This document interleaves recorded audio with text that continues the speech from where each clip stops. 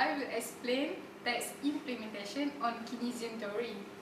As we already know, tax is one of the components of aggregate demand, and it is exogenous and predetermined by the government. When government decided to impose the tax, they didn't taking into account the other factor. This is the effect of the change in price on the incidence of tax on the buyers and seller. They have three. The first is price will increase by the full amount. That means all burden falls on the buyer. And the second is price doesn't change. The burden falls entirely on the seller. And the third is price change, but price increase by lesser than the amount of the tax. This means that the burden falls partly on the seller and partly on the buyers. Okay, when government impose the tax, it will have positive and negative impact on the society. The positive is that the government revenue or income will be increases, and they can use that money to develop the country or increase the standard of living of the society. While this is the negative impact from the tax. Let's say if the government impose the tax and then price increase by full amount, it will give the most impact on the consumer and business sector. Okay, when the price increase, it will affect consumption of society, because when the price increase and no change in nominal wage, it will decrease the real income, and value of money also will be depreciated, and it will reduce the purchasing power. With the same amount of money, you will buy less quality of goods and services, and eventually it will lead to inflation. Okay, when consumption decreases, it will decrease aggregate demand, real GDP, and aggregate expenditure, and it will become lower because consumer will be more cautious to spending and tend to saving.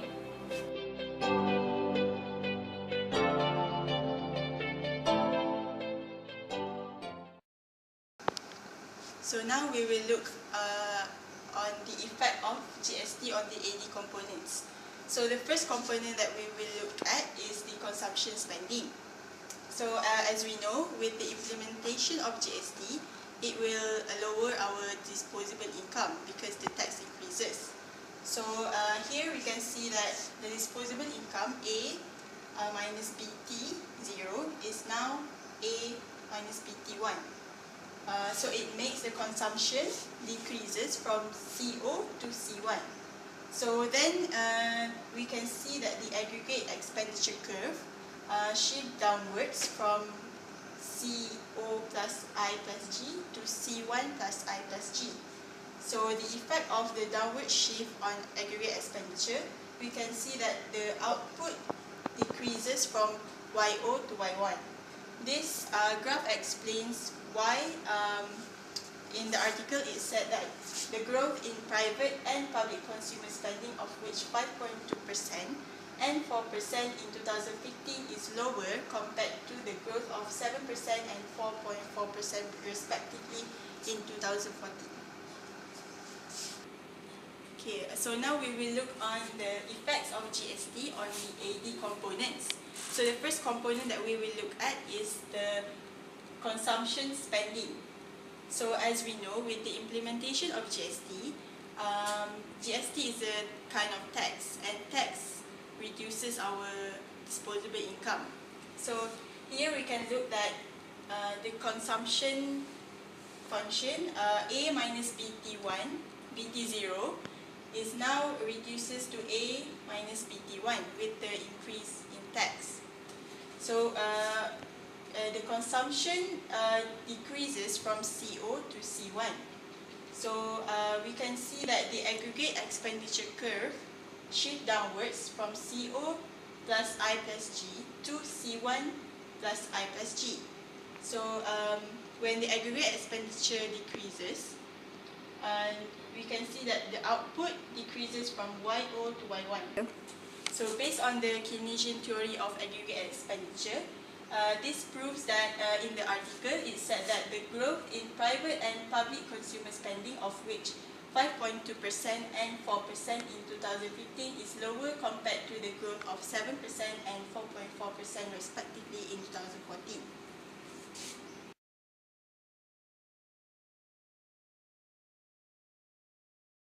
So now we will look at the effects of GST on the second component of aggregate demand, which is the investment spending. So in the article, it stated that the investment slows down due to the adjustment towards the implementation of GST. Therefore, the investment reduces from IO to I1, which makes the aggregate expenditure shift downwards from C plus I0 plus G to C plus I1 plus G. So this makes the output of the nation reduces from Y0 to Y1.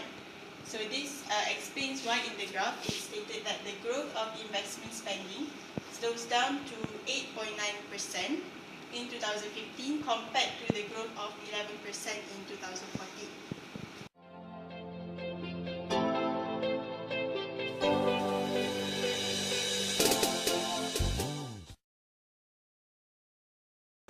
Okay, so now we will look at the third component of aggregate demand, which is the government spending.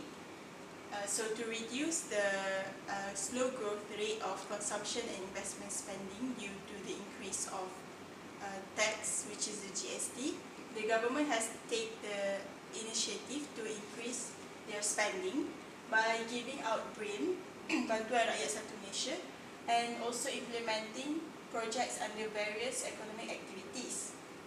So we will look here on the graph. Firstly, when the tax is being implemented, the aggregate demand shifts from C plus I plus G downwards to C plus I plus G, C1 plus I1 plus G0. So the output decreases from YO to Y1. Therefore, instead of the output reduces from YO to Y1, with the increase in government spending, the output is now reduced to YO reduces from YO to Y2 only. Because we will look here, instead of the aggregate expenditure curve shifts by this much, it will now shift by only this much because the increase in government spending cushion the reduce in consumption and investment spending. So basically, this is just some simple overview that I'm going to talk about impact of GST, and it's not going to be long. So yeah.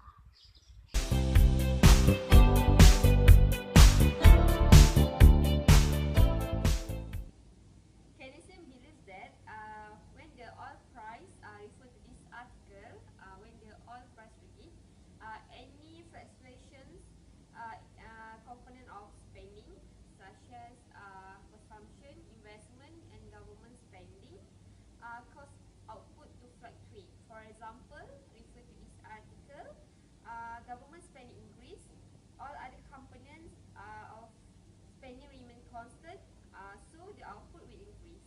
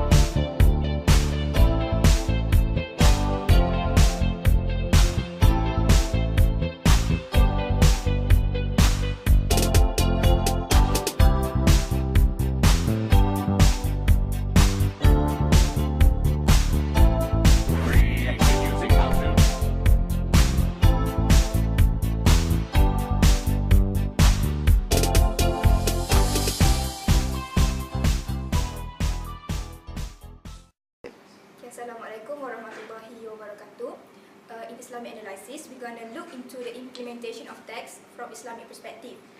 It is quite questionable whether or not an Islamic state is allowed to impose modern taxes such as GST, income tax, wealth tax, property tax on its Muslim citizens apart from zakat. Even though the permissibility is being widely disputed, there are some justifications from Quranic verses, hadith, and also the opinions from the Muslim scholars that we can adopt in permitting the implementation of tax. Okay, the first provision is verse 91 from Surah An-Nahl, which says, "And fulfill the covenant of Allah when you have taken it, and do not break the oath after their confirmation, while you have made Allah over you a witness. Indeed, Allah knows what you do." Okay, on the surface, the verse doesn't seem to relate to taxation matter, but somehow it can be interpreted to permit the existence of modern taxation system in a country. In Islam, we are all commanded to adhere to the rules and law of the country unless we are told to carry out sins. And taxes can be counted as rules and law that the government has imposed on the citizens. And by disobeying the law, the citizens are considered as breaking the rules, which Muslims are not allowed to do. And another provision is a hadith which is quoted from Prophet Muhammad SAW, which says, "There are claims too on the wealth of a person besides zakat." Many Muslim scholars interpreted the hadith as a provision to permit the Islamic state to impose modern taxes on its Muslim citizens apart from zakat when the country is in need of funds to finance its expenditure. And because a modern government is expected to provide its citizens with various infrastructures and public amenities in order to maximize the public interest of the country. So it is no surprise if the financial needs of an Islamic state has increased tremendously these days. Thus, it is permissible for an Islamic state to impose modern taxes besides zakat on its Muslim citizens in order to finance its growing expenses. Okay, based on the arguments mentioned, it is okay for an Islamic state to impose modern taxes apart from zakat on its Muslim citizens as long as the purpose is for the well-being of the citizens and the country as a whole. And also, the execution of the tax must be done with justice and without no prejudice and discrimination. Thank you.